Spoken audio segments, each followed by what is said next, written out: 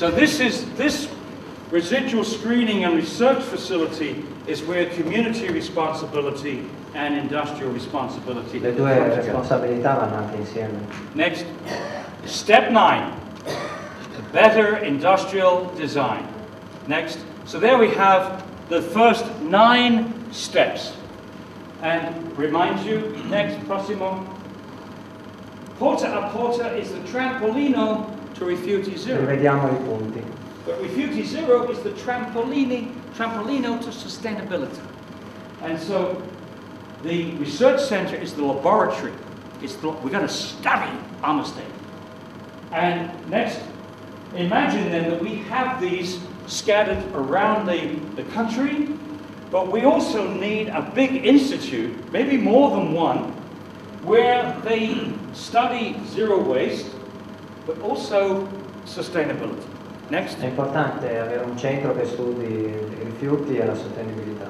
2 functions: 1, to research better industrial design, and 2 is to make the links to other aspects of sustainability. Okay, next.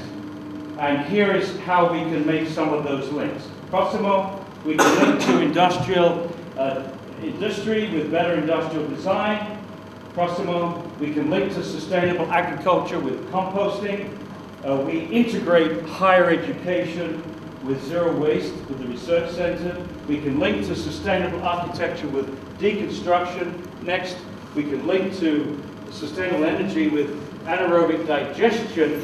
But, more importantly, no incineratory. We have to educate the public and politicians. No cheap, say, money to burning things. Let this money go into genuine alternative energy. L'energia sostenibile può essere prodotta con la digestione anaerobica di alcune componenti del rifiuto, ma la cosa più sbagliata sono proprio gli incenerimenti. Prossimo, and we can link zero waste with the economy, because incineration is one big black box. One big black box. But zero waste is hundreds of little green boxes, hundreds of little business opportunities when you start to recover materials and objects. L'inceneritore è una grande scatola nera, mentre invece il riuso, una direzione verde del concepimento del rifiuto sono migliaia di piccole scatole verdi. Prossimo, and we can link with community development with our reuse and repair centers. Next. So, once again, zero waste is not utopia. It can be approached with a series of steps which are practical, cost-effective, and politically acceptable. And those steps again, prossimo, 1, 2, 3, 4, 5, 6, 7, 8, 9.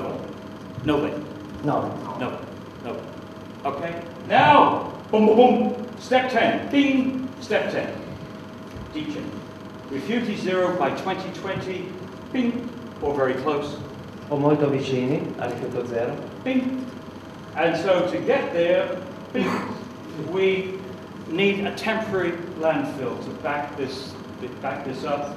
And over the next 10 years, we want to see the amount of material going to that landfill going down and down and down. And Roberto has shown exactly that this has been happening in some cities here in Piedmont. Next. So 2020, poco.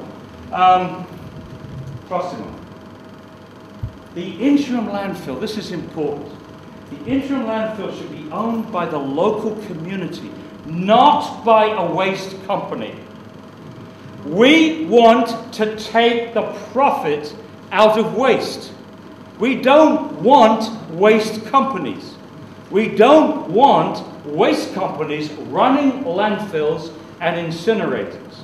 Non vogliamo le grandi società, le grandi compagnie che gestiscano i rifiuti, che gestiscano i terreni. Vogliamo che queste attività vengano possedute dalla comunità stessa. We want to move these companies away from waste to recovering resources with composting, with recycling, with reuse, even redesign. That's where they should make their money, not from waste and pollution. Gli investimenti delle grandi società dovrebbero andare nella produzione e nella progettazione di beni intelligenti, non nella gestione del rifiuto. Prossimo. To get to zero waste, we need to take the profit out of waste. In pratica la chiave è questa: So now some tenere examples. fuori i guadagni dal business del rifiuto. Some examples in Italy. Prossimo. Over 2,000 communities in Italy are getting over 50% with raccolta differenziata using porta a porta. Next, Lazio province, some communities got over 60% in 1 year. Next, Novara, 70% in just 18 months. Next, Salerno in Campania, 140,000 population, went from 18% to 72% in just 1 year. Next, in Treviso, 22 communities averaging 76%. Next, Villafranca d'Asti, very close to here, Roberto Cavallo. This is your baby. E tuo bambino, Roberto? 85%. Fantastic. I showed that at the United Nations. I said Italy is one of my favorite countries. I went through these slides. People all over the world saw these. Alle Nazioni Unite ho proprio parlato di questo grande risultato ottenuto. Okay, prossimo. In Spain, Ersabil in Basque Country, next, went from 28% to 82% in 7 months. Dal 28 all'82% in soli 7 mesi.